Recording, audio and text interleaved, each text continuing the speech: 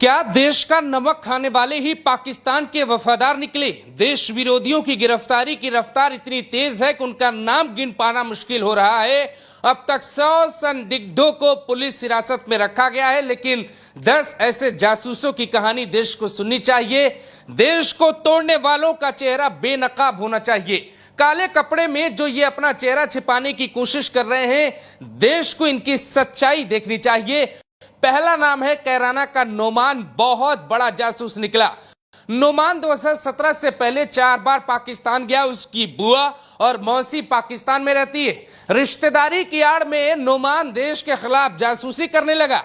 आरोपी नोमान इलाही पेशे से कंप्यूटर ऑपरेटर था, लेकिन उसकी असली पहचान पाकिस्तान के लिए काम करने वाले एक डार्क वेब जासूस की थी। नोमान ने कई बार रेलवे और मिलिट्री मूवमेंट की जानकारी विदेशी नंबरों पर भेजी थी। इलाही आईएसआई का ट्रेंड जासूस निकला। वो कई सालों से भारत में रहकर पाकिस्तान की खुफिया एजेंसी के संपर्क में था। हरियाणा के पानीपत पुलिस ने गिरफ्तार किया। नोमान इलाही यूपी से लेकर हरियाणा, पंजाब और एनसीआर तक पाकिस्तान का नेटवर्क देखता था। इंडिया में पाकिस्तान के कई जासूस तैयार करता। ऑपरेशन सिंदूर के दौरान जब भारत सरकार कार्रवाई कर रही थी, तब भी ये पाकिस्तान के संपर्क में था। पानीपत में ये सिक्योरिटी गार्ड की नौकरी करता था। अपना जो असली रूप है वो छिपाने में कई सालों तक कामयाब रहा।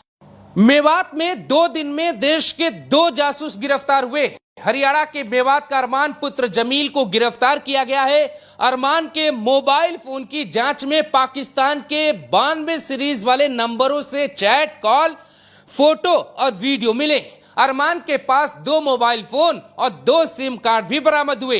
इसका उपयोग वो जासूसी के लिए कर रहा था। इसके अलावा एक और मोबाइल नंबर से भी उसकी बातचीत हो रही थी। अरमान पाकिस्तान अधिकारी दानिश के संपर्क में था। ज्योति मल्होत्रा और गजाला के साथ भी अरमान का संपर्क बताया जा रहा। नूह से 2 दिन में 2 जासूस गिरफ्तार किए गए। दूसरे गिरफ्तार जासूस का नाम तारीफ है। अरमान तो डिफेंस एक्सपो तक पहुंचा। वहां से कई जरूरी वीडियो बना के लाता था और पाकिस्तान तक भेजता था। जबकि जो दूसरा आरोपी तारीफ पकड़ा गया, उसके भी कई कांड सामने खुलकर बाहर आ गए।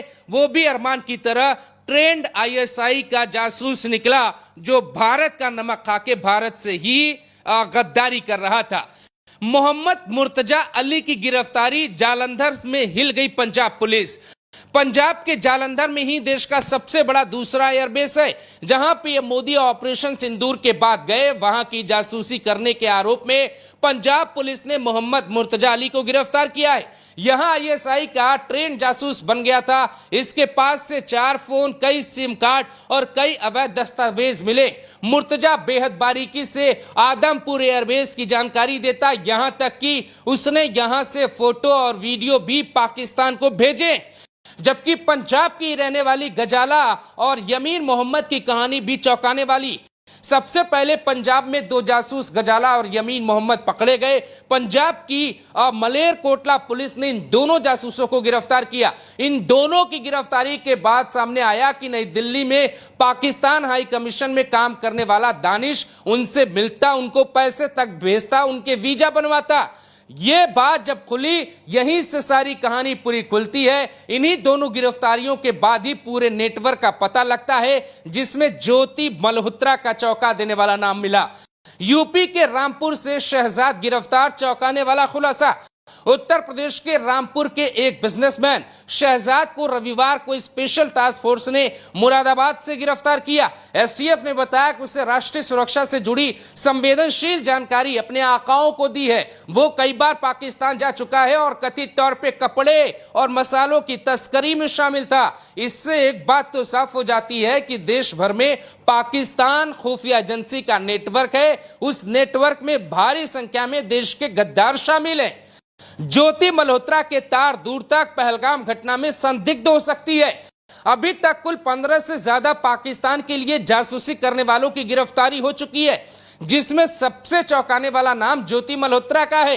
अब तक की जांच में पता चला है कि ज्योति संदिग्ध है। ये पहलगाम क्यों गई, पहलगाम में जाकर इसने कोड में क्या संदेश पाकिस्तान को भेजे, पाकिस्तान के लोग इससे कैसे संपर्क में थे, इसने क्या आतंकवादियों को मदद की, क्या इसने ये इशारा किया था कि कहां हमला किया जा सकता है, क्या ज्योति मल्होत्रा भी 26 हिंदुओं की मौत की जिम्मेदार हैं।